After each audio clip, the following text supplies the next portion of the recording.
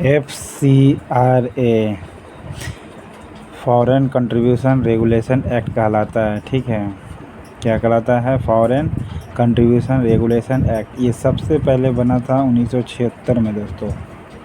Okay, फिर बाद में जब सुधार हुआ तो करे प्रावधान लागू हो गया 2010 में बना, जबकि लागू हुआ कब? 2011 में।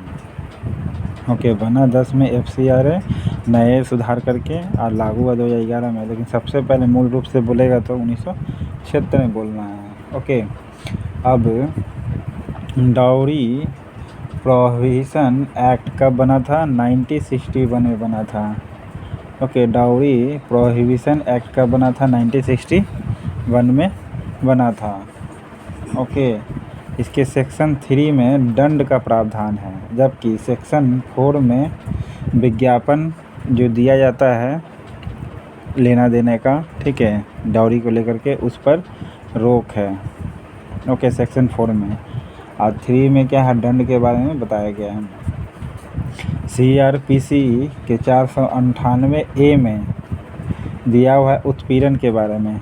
ओके, उत्पीड़न के बारे में दिया हुआ 498 का A में दिया उत्पीड़न को लेकर के, जबकि 304 के B में दहेज हत्या के बारे में बात किया गया है।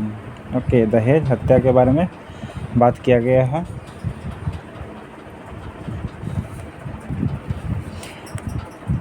निलंबन को इंग्लिश में क्या कहेंगे? सस्पेंशन कहते हैं। क्या कहते हैं? सस्पेंशन कहेंगे निलंबन को। जबकि अब साधन को इंग्लिश में कहते हैं सेडिमेंटेशन। क्या कहते हैं? सेडिमेंटेशन कहते हैं। ओके, सेडिमेंटेशन कहेंगे अब साधन को। CRPC के 482 में दिया हुआ है सेक्शन के क्वाशिंग पिटीशन। किसके बारे में?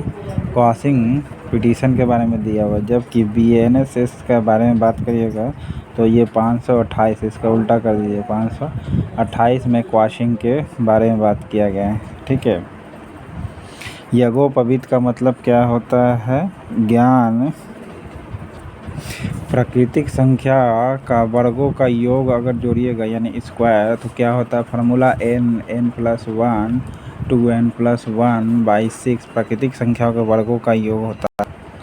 परस्यूड का मतलब राजी होता है। परस्यूड का अनसॉलिडेट का मतलब होता है अनचाहे। अनसॉलिडेट का अनचाहे।